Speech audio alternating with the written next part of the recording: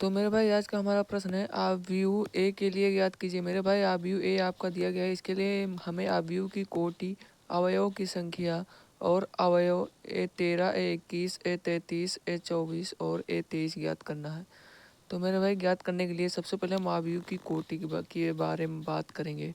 तो मेरे भाई आव्यूह की कोटि ज्ञात करने के लिए आपको यहाँ बता दें मेरे भाई, आव्यूह की जो कोटि होती है मेरे भाई, अगर आव्यूह की हम कोटि निकालते हैं तो हम पंक्ति और स्तंभ को गुणे के रूप में लिख देते हैं। तो मेरे भाई ये आपकी कोटि हो जाएगी। पंक्ति और स्तंभ को गुणे के रूप में लिख देंगे, ये आपकी आपकी कोटि हो जाएगी। लेकिन पंक्ति और स्तंभ किसे कहेंगे?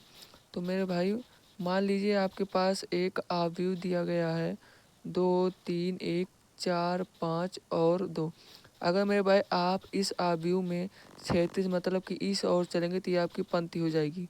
तो मेरे भाई ये आपकी पंक्ति हो जाएगी, ये आपकी पहली पंक्ति हो जाएगी और ये आपकी दूसरी पंक्ति हो जाएगी।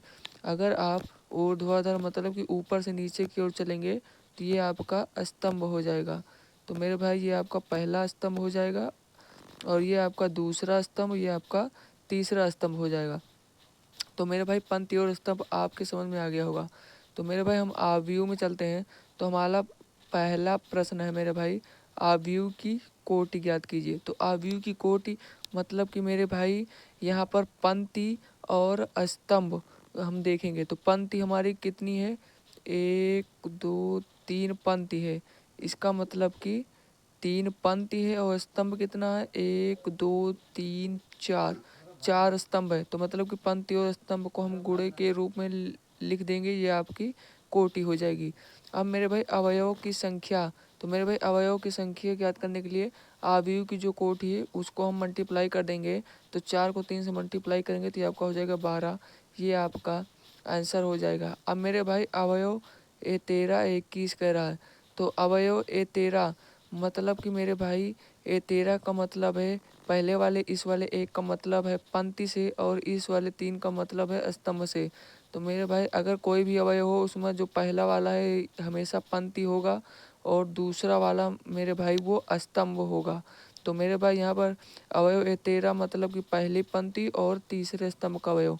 तो मेरे भाई पहली पंक्ति, तो पहली पंक्ति मेरे भाई आपकी ये रही और तीसरा स्तंभ मेरे भाई पहली पंक्ति ये रही आपकी और तीसरा स्तंभ, तो पहला स्तंभ दूसरा तीसरा, तो मेरे भाई तीसरा स्तंभ ये रहा।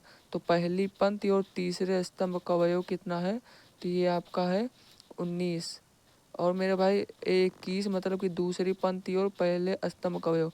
तो दूसरी पंक्ति आपकी ये रही और पहला स्तंभ, तो पहला स्तंभ ये रहा, मतलब दूसरी पंक्ति और पहला स्तंभ का अवयव 35 है। तो मेरे भाई ये आपका 35 हो जाएगा।